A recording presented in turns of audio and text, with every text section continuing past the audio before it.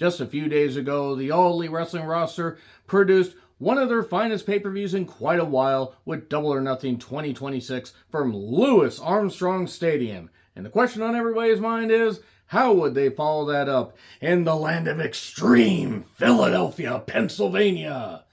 Well, evidently, this is what they would offer, so let's get to it. I'm John Renton with my review of AEW Dynamite and AEW Collision from the Licorice Center in Philadelphia, Pennsylvania. I know it's not called the Licorice Center, that's what I'm calling it. And, well, they ran AEW Dynasty last year and drew around 8,000 people, and apparently they had around 4,200 to 4,300 people for this. And overall, look, the crowd was pretty goddamn into it. There were things I liked. And boy, if you think there were things I didn't like, I don't think you watched the same show I did. But that being said, let's get on into it. So, Excalibur fumbled the pitch to a package talking about events from Sunday. And Will Ospreay is buzzing. And Kenny Omega is like, why trust the Death Riders? Kenny Omega being the voice of reason. Apparently, the giant meteor is coming for us all. I think this could be a match at All In, possibly, maybe, we'll see. Mox shows up, and I instantly lost interest. Kevin Knight comes out to a lot of boos, fuck you, Kevin chants.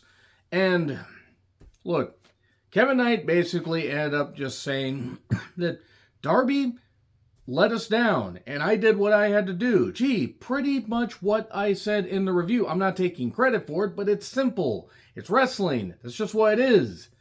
So, there we go. Kevin Knight, measured, and I don't blame him. A fresh coat of paint for him, being a heel. This is fine. Darby's probably going to be off TV for a bit, I think. He's going to get married soon.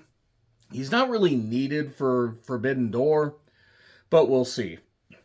That being said, Speedball shows up in Mary Tyler Moore's jacket for some reason. And he tells Kevin to apologize. Well, he doesn't, and he lays him out. And we get more on this a little bit later. Not a bad opening overall. And then Philly sung Judas. I hope the Sixers, the Eagles, and the Phillies never win a world championship in all of your lifetimes. How dare you sing the song of this guy who had a criminal wife that was trying to take part in the January 6, 2021 insurrection attempt. Also, just the fact that even if he was a fine upstanding citizen, it's 2026. Why are we singing Judas? So, there we go. Jericho took on Ricochet. Battle of the first names. So, it's the man with hair plugs versus a bald man named Trevor. Everyone banned from ringside, yet the fans were allowed to stay. So, you lied to us. You lied to us about the stipulation. Jericho hurt his knee at Double or Nothing. He was hobbling around. Granted, you can't really tell the difference because it could just be him in a drunken stupor. I did not care because I didn't care going into Stadium Stampede. While I do agree that was one of the less egregious Stadium Stampedes, it just didn't make me want to see any of these people ever again, or at least, any of these feuds continue. And later a low blow, and then the Rico Salt for 2, and then the Judas and the Lion Salt 1, 2, 3. So, yeah, there you go. Ricochet had to move, by the way, in position because Jericho cannot function anymore in the ring. He needs to not be doing this. I don't know if he has a new deal or if he's just working out his other deal and it was frozen because of time. I don't know. I don't care. Jericho, quite frankly, should not be wrestling anymore. Whether he was off for a year, whether he dropped some weight, you cannot defeat Father Time. And Father Time hasn't just latched onto Jericho. It is lording over him. He is wearing it like a goddamn jacket. A lot of jacket talk on the show. Ciampa then attacked Jericho. Hey, look, Vegeta. More bald people. And Andrade won some gold, specifically the world title. The next match should not feature anybody that should ever be in contention for the world title. Orange Cassidy, Lio Rush, Rush, and Brian Cage in a Superstation showcase. This match might have actually killed Ted Turner if he had seen all the talent feature. Actually, that's unfair. Ted Turner loved wrestling. I just don't love any of the people involved in this match. Rush won. He still needs to apologize for staying up for Stephanie Valcour's abuser, I guess is the best way I could do it, without getting possibly flagged. But there we go. MJF then basically tells Kevin, hey, you have a bright future. Kevin says, I didn't do this for you. I did it for me. And here's Kyle Fletcher, basically, specifically. He wants the TNT Championship. We get a package on Mark Briscoe. I'm blitzing through a lot of this because unless something really offends me or unless something really impresses me, I'm not going to get too fired up about it. Hayter and Windsor are backstage. Who is the wild card? Why do I fear it is going to be somebody I don't want to see? They're in Richmond, Virginia next week. Who is from Richmond, Virginia that has not been seen on television lately? So hopefully Willow heals up, but I think it is going to be a number of months before she's back. And also, Windsor finally acknowledges that Will Ospreay, her beholden betrothed, I think they're married. I don't really give a shit. I mean, I wish him nothing but the best, but now she acknowledges that he's been doing this. Shouldn't you be worried about the fact that he's training with the people that basically broke his goddamn neck?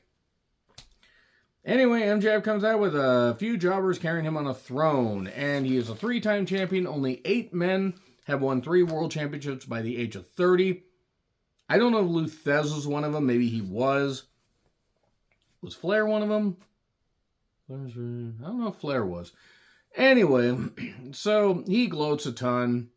He tells him to bow before him.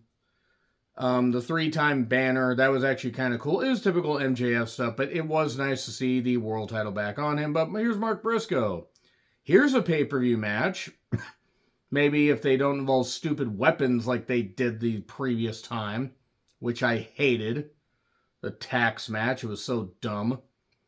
I keep asking this, is Mark Briscoe okay? Because I don't really understand his promos, but he's fired up. There's ECW chants. And MJF says dead company, and he's right. And I'm sorry to every ECW fan that happens to be watching this.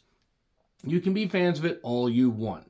The thing is, ECW, for as many positives as it brought to wrestling, it caused WCW and WWF completely change their presentation and their attitude and how wrestling went and letting people be more real. But it's not like Heyman was the only person that had that idea. He just wanted to let people, do everything under the sun just for little to no money because he was a terrible businessman. And ECW hadn't even been... ECW was not what it was even by the time their first pay-per-view happened. It was cool that they got barely legal going. Yes, that was their first pay-per-view, folks. But by 98, they were losing talents. By the time they got on TNN, which became Spike TV, and is now all defunct in general, they were a shell of what they were. ECW had plenty of positives, but also had plenty of negatives. Let's chant ECW. Let's hope people tear their bodies up like they did in ECW, where so many of the roster are either dead, they're hooked up on all kinds of devices, like, to keep themselves alive, or they're hooked on pills, or they're barely functioning in the wrestling business. Very few ECW originals are still wrestling, mainly because it's been just over 25 years since they held their last event. And Pine Bluff, Arkansas, by the way, is where it was. But it is a dead company, and I will say more about that here in a bit. So Mark Briscoe says, are you a soft-ass bitch, or are you going to man up? So he tells him no. And then Roosh shows up, and he pumps up, Roosh gets pumped up by MJF, and then he tells him, no, but how about next week? You deserve a shot more than Mark Briscoe does.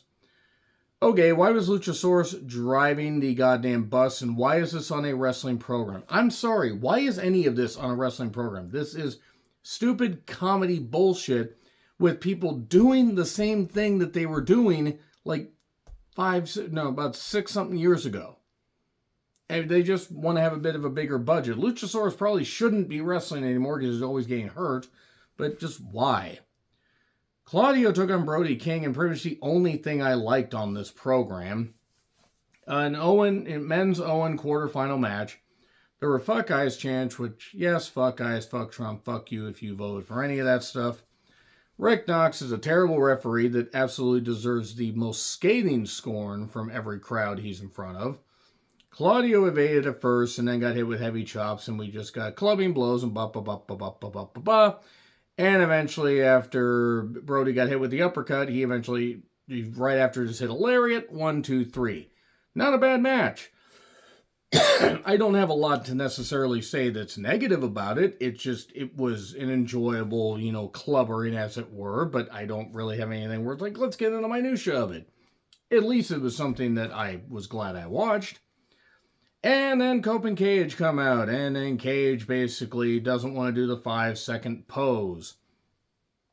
And then, the idea is, FTR was really good, but they just aren't the tippy top. And 5-second pose, well, there's no such thing as flash photography anymore. Oh, wait, there is. And then Cope goes out and gets under the ring, gets a bag of disposable cameras. He bought these like 20 years ago, just in case this happened. Incredible foresight. How in the world did he have that store? It's fine. Whatever. Whatever. Let's just ignore that. And he ends up handing the cameras out and basically says, yeah, you gotta hit turn this, hit the flash. Yes, kids, we actually used to use things like this to take pictures instead of smartphones like what I'm recording on right now. All right, so then Gabe Kidd, well, no, not Gabe Kidd. Thank God Gabe Kidd isn't involved in this. He can stay gone for all I care. I'm not saying stay injured, but stay gone. David Finlay and Clark Connors attacked. Whatever. The War Dogs is a stupid name. The Dogs is even dumber. This entire thing should be Old Yellard as far as I'm concerned. Cope and Cage are basically a few months away from retiring fully. If either of them are wrestling past All Out, I will be amazed. So, maybe they get to Wrestle Dream. Maybe they do. I'm not sure. So, Prince Nana and Swerve are backstage. They could have let Nana talk like this for a few years, and just now they're getting around to it. Swerve basically just talks about conflict creating cash. Guess because Eric Bischoff had controversy, creates cash via trademark. I'm kind of over at least he didn't mention power. At least he didn't mention that. So there we go. Ty J of, Anna J and unfortunately Ty Mello, who is just not any good, took on Ava Everett and Allie Katch. Good to see Allie Katch has healed up. I mean, I know that she had that scary injury doing that dive for a GCW show and broke her leg and she was out for a while. I know she's been back for a bit, but good to see her on a national program. Here's a squash. Apparently they want the champs. Lena Cross apparently just says, well, you don't have a chance. It was a backstage thing. Oh, and Speedball wants Kevin Knight, and it is going to happen next week. Mark Davis took on Jack Perry. Why are they doing the bus thing, and why in the world did they do that bullshit at Double or Nothing where Mark Briscoe would have actually wanted to get hit by a bus because that's just how insane he is. But yeah, the Mark Davis thing where he got out of the way, but he's got the eye patch and everything. And I didn't like this match when it first happened, but yeah, David versus Goliath would be fine, except I'm over Jack Perry. Why is he wrestling barefoot? He's not Kevin Von Erich. He's not even Mike Von Erich now. Mark Davis won, and it took twice as long as it needed to basically end up, getting him the victory, as we would expect, as Will Ospreay versus Mark Davis. It makes sense. So now let's go to AEW Collision. Renee's interviewing Callis. Boo. Here's Kyle. He's medically cleared. He couldn't get cleared from other doctors, but he got cleared by AEW doctors. He practically said as much in an interview. He wanted to take out. So there we go. Here's Takeshita Duapapa. Takeshita needs friends. And he has the conglomeration. Well, it was nice knowing takes a face turn, before they basically just neutered the whole thing. And I'm sorry. You can like the conglomeration if you want. I don't want them to coagulate at all. I want them to free flow and bleed out. At least as a concept. This is stupid. Whatever. Good on take. They're going to fuck this up like they did with the Wardlow thing. Ospreay, Pac, and Mox took on the Rascals. Okay, here's what they need to do with Will Ospreay, and I thought about this while I was at work. When he came back, he should have his return match against Blake Christian. He should have continued to battle, a few people kept calling out Moxley, but then Mark Davis could have, shown up, and we could have just had that obstacle in there. And then you know what you do? Mark Davis takes him out at the pay-per-view, takes him out at Dynasty, and then he says, you know what?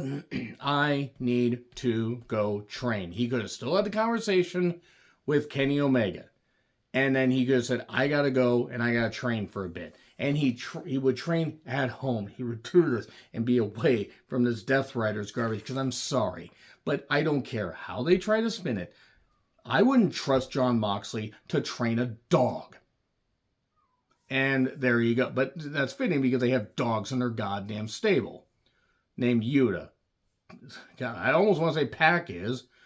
Garcia and Shafir, who's probably used to leashes. But anyway, they could have done that, and then they could have had Ospreay come back with more of an instinct and then gone for the Death Riders. But no, they're doing it in a stupid, convoluted way. Why are the Death Riders still going on? So anyway, they won. And apparently Samoa Joe is off to film a movie. I can't get away from people I don't like, yet Samoa Joe is good on Samoa Joe. He's in his mid-40s at least, if not his later 40s, and probably has very little ring time left, so he'll probably be getting like a commentary role at some point. It is what it is. Good on him for getting the role. Sheeta and Stat get a package here, and Andrade took on Ace Austin. I don't think there were enough A's in this goddamn match, and this match needed AAA, basically. They needed to tow Ace Austin to potentially better creative, because he's just never going to get above what he is. Now, Andrade should have won, and he did. That flash elbow should be his finish. It shouldn't be that double underhook whatever. Not that it's bad, but I think the elbow's better. And Stat versus Sheeta, an unsanctioned lights out Philly street fight match. They didn't gimmick this up too much, did they? And I said, they built this. Can they be serious? Well, they were at first, and then they botched the chair thing in the corner. Good job. See, I like Sheeta and I like Stat. They both are capable in the ring, at least in Sheeta's case. I'm starting to think Sheeta's about as good as she's ever going to get. Stat has definitely, been leagues better than a lot of the women they've featured. And then we have an apple put in Statlander's mouth. Why? Why? For what reason? Now we're going comedy. They go backstage and Statlander gets suplexed onto a spare barricade, a sparricade as it were. That looked painful. Back from break, superplex onto a chair pile. Because, ECW, that garbage, bullshit. And ECW is not all garbage, but they relied too much on it. And that is all that a lot of people took from it. They didn't take some of the talent that were there. RVD, Jerry Lynn having those incredibly high impact matches. And a lot of this good stuff that ECW provided. No, they took the endless weapons shots, and that's all they're going to take. So the kip up out of the Falcon Arrow was cool. And then a chair pile. And then a table. And then a light tube roll. And you know what? Go to the fucking VFW rec hall and do that shit. Light tubes don't belong in wrestling. You can think that they do. And that's fine. I disagree because I think they're bullshit. There's no way to work them. There's no way to gimmick them. And you know what? If you get injured or you get cut up like Nick Gage, then you deserve what happens to you. So Stat won. They're better than this. I'm sorry, they're better than this. They could have had a knockdown drag-out match with some weapon shots. And the light tube thing wasn't as egregious, but I don't care what gender somebody is, whatever anybody identifies as. I don't give a shit. If you're going to involve light tubes in a match, then you aren't a wrestler. You aren't a wrestling company. You are just pure unadulterated garbage, GCW, whatever it is. And that's all I have to say about that. So I said a week or so ago, maybe 2 weeks ago, that I was going to ease back on AEW reviewing. Week to week, I will decide when I want to do it. There are a couple matches I care about next week. If I think the show's worth reviewing, I will. But if you don't see that many AEW reviews until Forbidden Door, forgive me. I have stuff to do, and quite frankly, there are things that I want to see go well, but they're turning me away from wanting to watch Ospreay. because I hate this stuff. Because I'm sick of John Moxley and his fucking goon squad, and I want to see them gone. See them gone, actually, is really redundant. I just want them gone. Just get them off TV. Pay them for 6 months. Just don't have them here anymore. Anyway, agree, disagree, what I said, like, share, subscribe, Twitter, Letterboxd, Blue Sky handles in the description. I'm John Rentlin. Until we see what other bullshit AEW wants to allow on television or streaming or whatever it is you watch us on, happy trails to you.